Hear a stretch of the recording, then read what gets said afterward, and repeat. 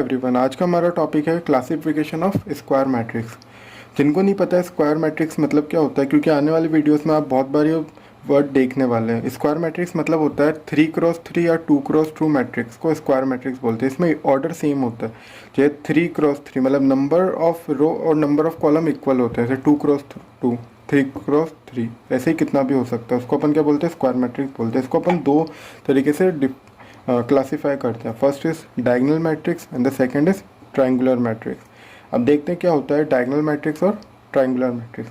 जो diagonal matrix होता है उसमें सिर्फ डायगोनल एलिमेंट प्रेजेंट होते हैं। जैसे आप देख सकते हैं D1, D2 एंड D3। ये कुछ भी हो सकते हैं, D1, D2, D3। इसकी आगे अपन 1, 2, 3 कुछ भी रैंडम वैल्यू ले सकते हैं, पर इसमें सिर्फ डायगोनल एलिमेंट प्रेजेंट होते हैं। बाकी जो एलिमेंट रहते हैं वो क्या होते हैं? जीरो होते हैं। इसको अपन ऐसे भी रिप्रेजेंट कर सकते हैं। अब अपन आते हैं ट्रायंगुलर मैट्रिक्स पे। ट्रायंगुलर मैट्रिक्स को भी फर्दर क्लासीफाई किया जाता है दो टाइप में, upper triangular and lower triangular. Upper triangular में क्या होता है? ऊपर के मतलब एलिमेंट प्रेजेंट होते हैं। जैसे आप देख सकते हैं एक ट्रायंगल टाइप बनता है।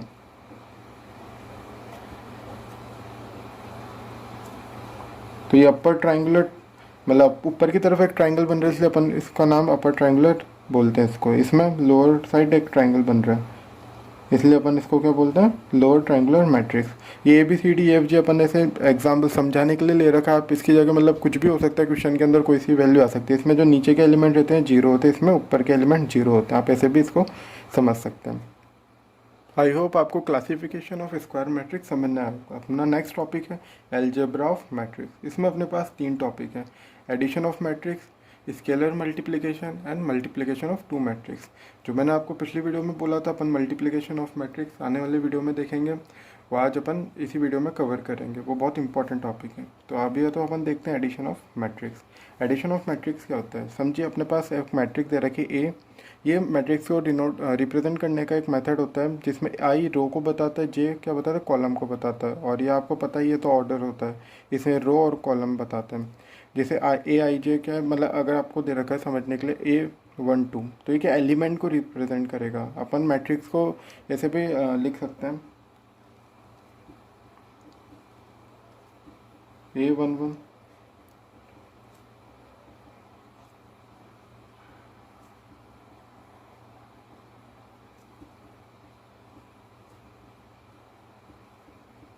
ठीक है, एलिमेंट को बताता है I J।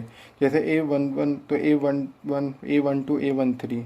तो A12 मतलब क्या है कि फर्स्ट रो का सेकंड एलिमेंट ऐसे। तो वो रिप्रेजेंट करने का एक मेथड होता है। तो समझिए अपने पास दो मैट्रिक्स है, एक A एक B। अब इनका एडिशन या सब्ट्रैक्शन जब पॉसिबल होगा, जब उनका ऑर्डर क्या सेम होगा। ये बहुत इंपॉर्टेंट है, उनका ऑर्डर क्या होना चाहिए? सेम होना चाहिए। जब जाके आप दो मैट्रिक्स को एडिशन या फिर उनका सब्ट्रैक्शन कर सकते हैं। जैसे यहाँ पे आप देख सकते हैं मैंने इनको ऐड या सब्ट्रैक्ट कर रखा है, तो ये हो जाएगा। अब कैंसिलेशन, हाँ, और मैट्रिक्स में क्या कैंसिलेशन पॉसिबल होता है। समझिए आपको चार मैट्रिक्स दे रखी है, ऐसे मतलब लिख के दे रखा है। ये ABC नहीं, आपको पूरा मैट्रिक्स दे के रखा होगा, पर उनका नाम है। जैसे एक मैट्रिक्स का नाम A है, एक का B है। अब दो मैट्रिक्स सेम है, तो आप उनको कैंसिल करके B+C लिख सकते हैं। ये पॉसिबल होता है। जैसे अपन एक क्वेश्चन लेके मैं आपको बताता हूँ।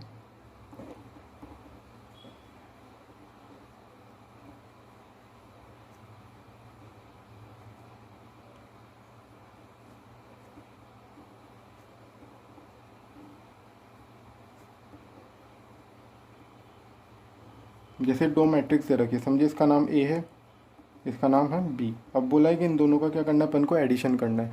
तो मैंने क्या बोला, एडिशन कब पॉसिबल होता है? जब उनका ऑर्डर सेम होना चाहिए। तो अपन देखते हैं इनका ऑर्डर क्या सेम है।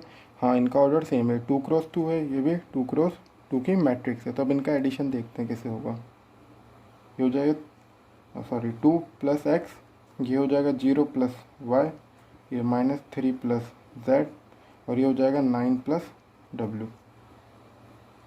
तो ये क्या हो गया? इनका एडिशन हो गया। बस इतना ही सिंपल होता है एडिशन ऑफ टू मैट्रिक्स। और ये बहुत इंपॉर्टेंट पॉइंट है, इसको आपको हमेशा याद रखना है। अलजेब्रा ऑफ मैट्रिक्स में हमारा सेकंड पॉइंट है स्केलर मल्टीप्लिकेशन। स्केलर मल्टीप्लिकेशन क्या होता है? Simply multiplication of scalar. ये मैंने आपको लास्ट वीडियो में बताया, स्केलर कुछ भी हो सकता है। के से अपन मानते हैं, मतलब रैंडम कुछ भी नंबर हो सकता है।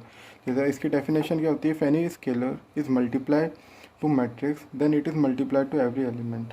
अगर किसी मैट्रिक्स को आप किसी स्केलर से मल्टीप्लाई करोगे तो उसके सारे एलिमेंट से मल्टीप्लाई होगा। जैसे एक क्वेश्चन है, जैसे इसमें A अपन को एक मैट्रिक्स दे रखी है, अपन को बोला फाइंड हाफ ऑफ A।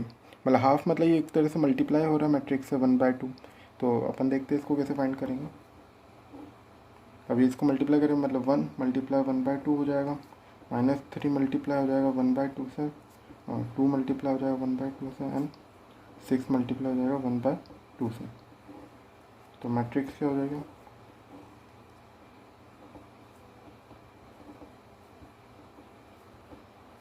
तो यही होता है स्केलर मल्टीप्लिकेशन।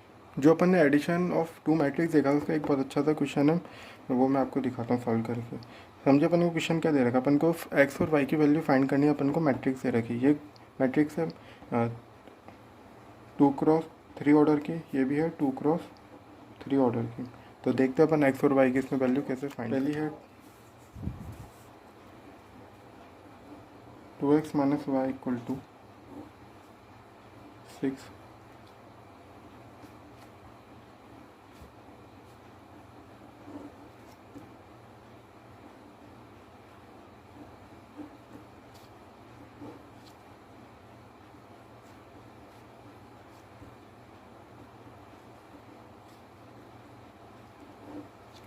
ये अपन को दो मैट्रिक्स दे रखी, अपन को एक्स और वाई की वैल्यू की अपन को फाइंड करनी है, इन दोनों की वैल्यू अपन को फाइंड करनी है।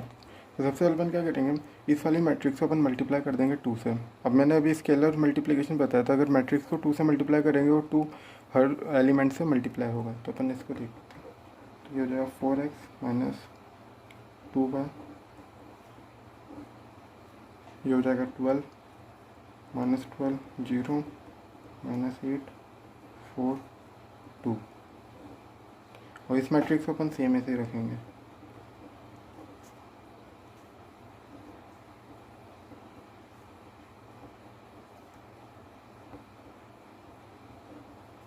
अब जब मैंने बताया था कि अगर ऑर्डर सेम है जब भी अपन सब्ट्रैक्शन या एडिशन कर सकते हैं। अब इन दोनों का ऑर्डर क्या सेम है मैट्रिक्स का, ये कितने, ये भी 2x3 की मैट्रिक्स, ये भी है 2x3 की। तो अपन यहाँ पे क्या कर देते हैं, इन दोनों मैट्रिक्स का एडिशन कर देते हैं।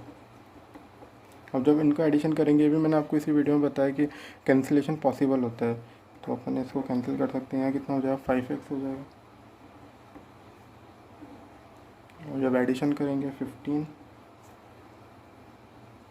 -10 6 -10 5 -5 5 को अपन इधर ले जाकर डिवाइड कर देंगे पूरी मैट्रिक्स से। सेम वो स्केलर मल्टीप्लिकेशन वाला सेम ही, अगर डिवाइड भी हो रहा है तो सारे एलिमेंट से वो डिवाइड होगा।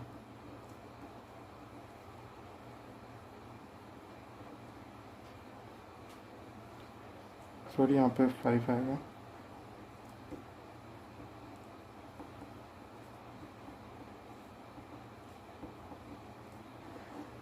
तो आपके यहाँ एक्स की वैल्यू आ चुकी है। अपन इस एक्स की वैल्यू को किसी भी इक्वेशन में से एक में डाल देंगे, वहाँ से आपके पास क्या वाई की वैल्यू आ जाएगी। वाई की वैल्यू आएगी